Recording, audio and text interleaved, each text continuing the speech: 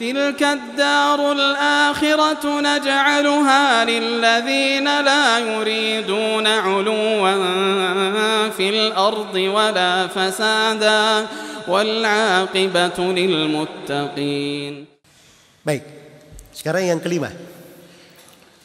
Bekal yang kelima untuk masuki bulan Ramadan adalah kita jadikan bulan Ramadan itu sebagai pendidikan akhlak kita. Membangun akhlak yang baik. Iya. Ini akhlak, subhanallah, pintu ibadah yang sangat besar. Akhlak itu sebagiannya terkait dengan akidah, keyakinan. Sebagiannya terkait dengan amalan. Sebagiannya terkait dengan ucapan. Ada sebagian orang yang kadang berkata, oh enggak usah, akhlak itu enggak terlalu penting. Yang penting kamu itu di atas Al-Quran dan Sunnah, walaupun akhlaknya jelek nggak apa-apa. Ya. Ini keliru ya, dia nggak paham akhlak itu bagian dari manhaj, bagian dari manhaj, metode seorang dalam berislam. Akhlak yang baik ini, kadang satu akhlak yang baik itu kata Nabi Shallallahu Alaihi Wasallam, seorang dengan akhlaknya yang baik, la yudrik, dia akan mencapai kedudukan al-qaimis saim. Kedudukan seorang yang rajin sholat malam dan rajin berpuasa. Dengan akhlaknya apa? Yang baik. Tapi subhanallah, kita ini memang banyak dari warna-warna pemikiran kita yang perlu diluruskan. Kadang sebagian kepala rumah tangga dianggap pintu ibadah itu, kalau dia masuk ke rumah, dia sholat, dia puasa setiap hari, Senin Kamis misalnya, puasa Daud, kemudian dia rajin bersedekah.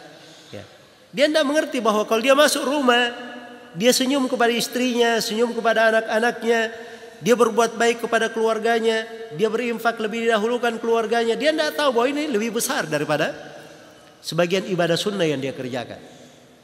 Itu pintu akhlak. Maka agar Ramadan ini bermakna, kita sambut bulan ini sebagai madrasah untuk kita semua. Iya. Sebagai tempat belajar untuk kita semua. Kita memperbaiki dari akhlak kita. Di bulan Ramadan itu kita dididik untuk tidak berucap yang dusta. Man lam yada' qaula az-zur wal amala bih, falaysa lillahi haja fi ayyada ta'amahu wa syarabah. Siapa yang tidak meninggalkan ucapan palsu. Ucapan palsu masuk di dalamnya juga dosa dan maksiat. Dan tidak meninggalkan beramal dengan kepalsuan, beramal dengan dosa, maka Allah tidak perlu dia meninggalkan makan dan syahwatnya. Allah tidak perlu kepada puasanya.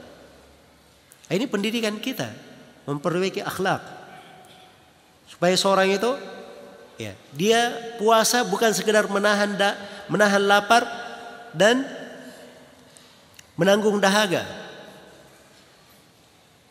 Tapi dia puasa, dia bentuk akhlak yang mulia. Berbagai akhlak yang mulia bisa dimunculkan pada saat puasa. Ya, dan ini pembahasan panjangnya kalau kita bahas tentang hal tersebut. Ya. Tapi dia ketika melatih dirinya untuk misalnya menahan lapar. Biasanya orang lapar itu kan cenderung marah. Ya. Maka di sini bagaimana dia puasa itu dia latih, dia tidak marah. Ya. Ketika di bulan Ramadan dia misalnya berpuasa,